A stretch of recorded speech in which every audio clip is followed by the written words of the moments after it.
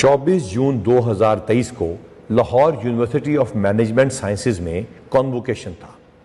एक head constable Irfan bag अपनी आंसू भरी आंखों के साथ वहां पे खड़ा था। उसकी आंखों में आंसू इस वजह से नहीं थे कि उसकी कोई नाकामी थी, बल्कि उसकी बहुत बड़ी कामयाबी थी।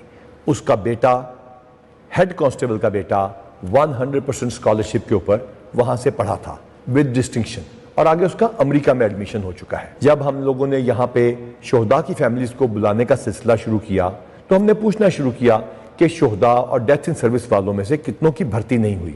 अल्हम्दुलिल्लाह 700 के करीब फैमिलीज को हमने उनका हक दे दिया।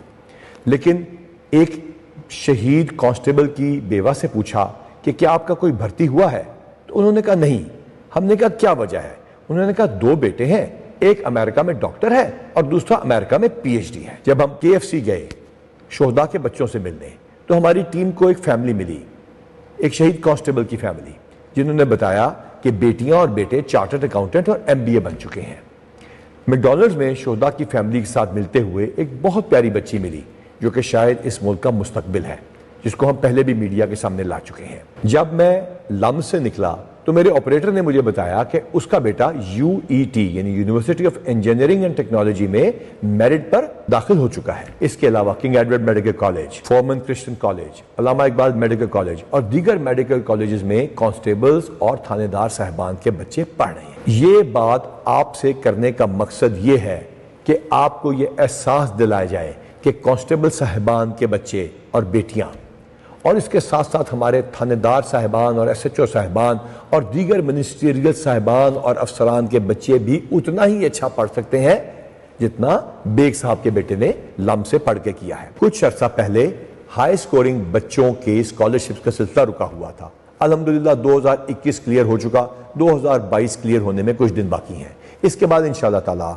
आपके स्कूल की एडमिनिस्ट्रेशन के साथ मिलके हम लोग आपको advance fees for better education institutions दे रहे हैं।